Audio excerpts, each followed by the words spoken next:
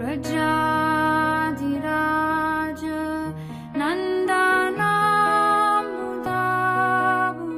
different individuals, or different projects. Like he gave the example of the Catholic Church.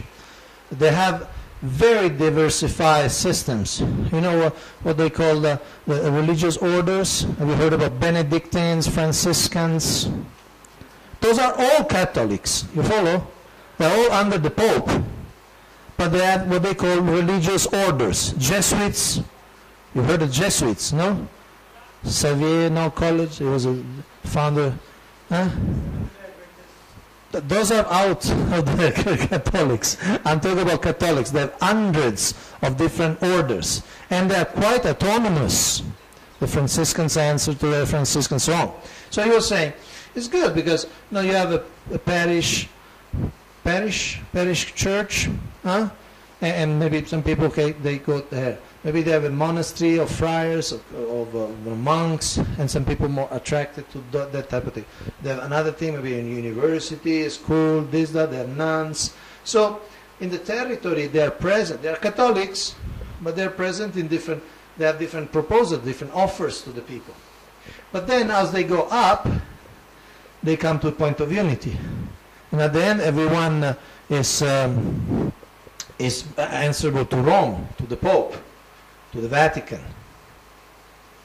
That's one key point of being Catholic.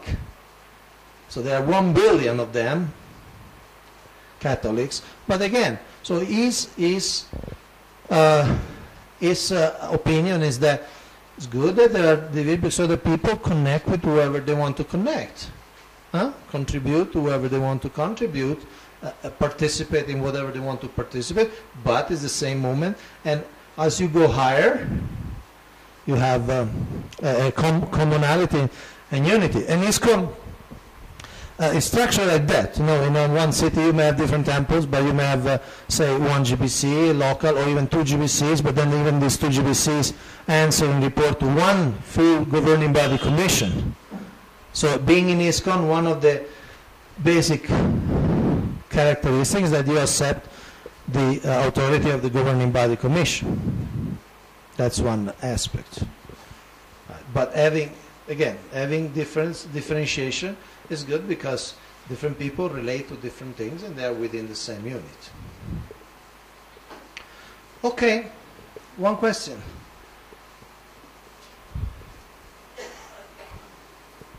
Hare Krishna. So are there any vegetarian people and Christians? Because I heard even the Pope also eat non-veg. Pope. And the second question is that what mantras do they chant on the rosary? I don't know what is rosary, but some mantra they chant on the rosary or? Yeah, they chant the prayer. See, there are some Christians who are vegetarian. It's not a mainstream teaching, although there are many things in the Bible that indicates one should not eat meat. There are some Christians who are vegetarian. There are some special orders, monks, which are vegetarian. But as a common policy, they don't stress that. As far as rosary, they chant a prayer.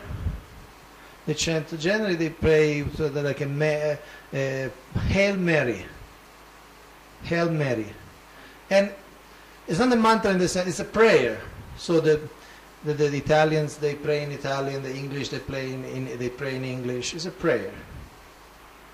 But they also have other prayers. But as far as I know, this rosary thing, rosary is like a japa, okay? It's beads. So they each one they chant one prayer, and they have different prayers. Hail Mary is a prayer to the Mother of Jesus, like that. And there are other prayers also.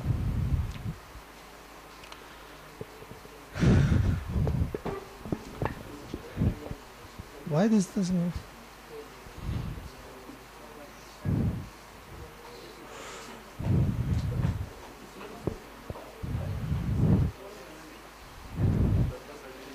Okay, I wanted to give you a very short presentation of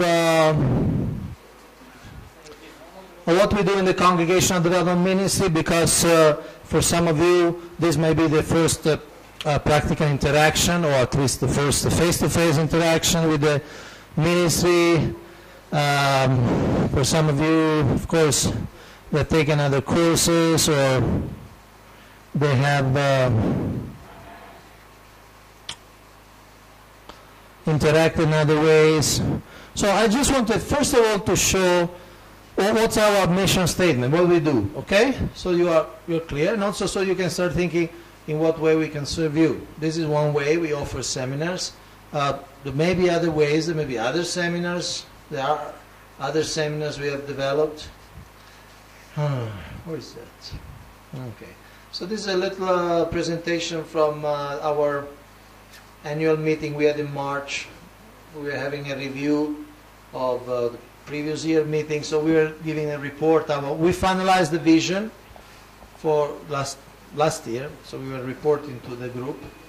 The vision of the Congregational Development Ministry is that the ministry actively collaborates with ISKCON affiliates worldwide to facilitate the spiritual growth of individuals and communities according to the teachings of Srila Prabhupada.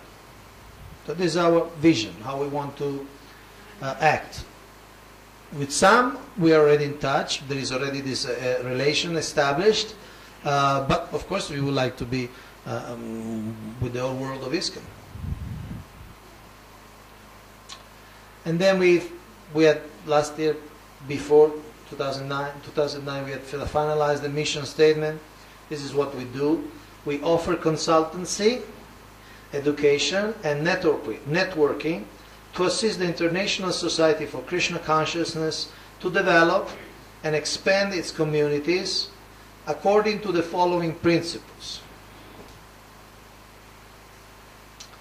A deeply caring attitude for all members, according to their stage in life and their different levels of need. Promoting the engagement of all devotees in outreach and their empowering in taking responsibility in the mission. All devotees, home-based, or whatever. Organizing all practitioners in small groups for intimate exchanges and the building of friendly relation, regular supervision and support. So this is one of the principles. As you can see in our course, we stress a lot, creating groups. It's one of the principles we like to promote.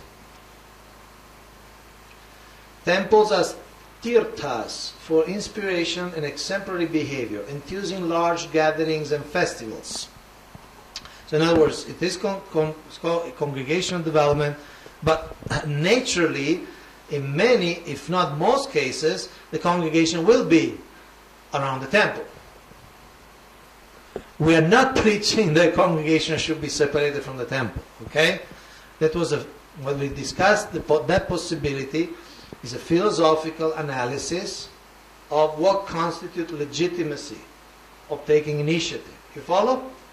We're not preaching that there should not be a very close and productive relation with the temples. So the temples on their side should be holy place that people really get inspired, really get exemplary behavior, and also we could say education, training, and so on. In other words, should be places that people want to go. An ongoing systematic training and education. And then there was the principles that guide our work. This is also what other things we do. We support the ministry's specialized divisions, ISKCON Prison Ministries, and the Committee for Armed Force Spiritual Development. These are largely autonomous bodies.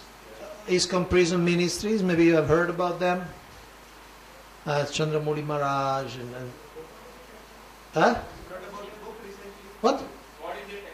What is it? ISKCON Prison Ministry? It's preaching in jails and prisons. And it's active in... there are... In other words, the ministry is based...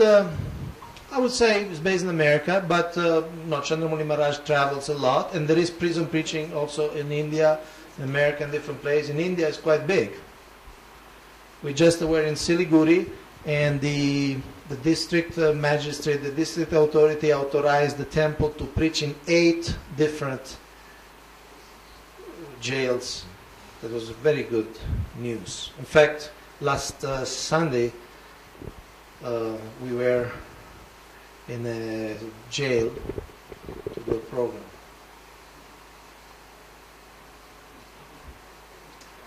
So, what? Yeah, some devotees take initiation in jail. Yeah, they start chanting and they get initiation in jail. They get their books. They start chanting. So for some people, that's the best time of their life, spiritually, because they have plenty of time. They're outside the bad association, not jail, but relatively outside their own not bad association, and there is a control. They cannot do too many crazy things, And some people really, they're good. There is for instance, one lady in Tamil Nadu. She's initiated, but she's known as Dr. Vasanti. Her name, initiated name, I don't remember. But she works with the jail system in Tamil Nadu, and she established 13, at least 13, maybe now is more, but 13 prisons regular preaching. And many people are they're becoming devotees. They chant 16 rounds. I was in Madras, Chennai Central Jail, which is just near the station. And she, there was a little hospital inside, and so she, through her influence, she made the hospital in another place and turned that hospital into a temple. So you go there, it's like bigger than this, slightly bigger than this, nice, very nice painting with all ISKCON temples, ISKCON pictures, from the books. It's a nice temple. People come. Sometimes they're full of people, and she was explaining how sometimes we have the whole room full of people chant 16 rounds. There are results. Also in North India, from Vrindavan, Kaunteya Prabhu, there are a lot of things. I don't know, West India, you have any prison preaching? Nothing? Nasik. In fact, I have a book here. This just came out last February. It's called Holy Jail. And it's a book, Freedom Within Captivity, by Chandramoli Swami Maharaj. Many of you know him. Huh? And it's a book, it's really like, I think it's a good book. First of all, there's a lot of art. These are art made by inmates, or prisoners. Vishnu Jam Maharaj was one of the... Can you hold this for me? Vishnu Jam Maharaj was one of the, maybe the pioneer, and different pictures in America. See different ISKCON Guru preaching. Higher, please. This is in Sangli Jail. This is in America, Delhi Jail. This is the temple room in Madras. I was there during my honeymoon. See, this is Arjuna. He got initiated in a jail. Like that. Agra jail and so on. And a lot of pictures and a lot of quotes. No, these are all art by the inmates inside the prison. Huh? Some are pretty good artists. They have a lot of time also. So it's a very, we are happy because it's a very good reference. In other words, you read this book, you know everything about prison preaching, basically. You have Vyasa Puja offerings, but you have letters of appreciation. Prabhupada was doing prison preaching while he was in India. You know that? You know that? He was in the Tihar jail. Tihar jail in Delhi. He would go and preach in the Tihar jail. There are letters to the director. And even after founding ISKCON, once he was with 1976, he went to the Ahmedabad prison with Lokanand.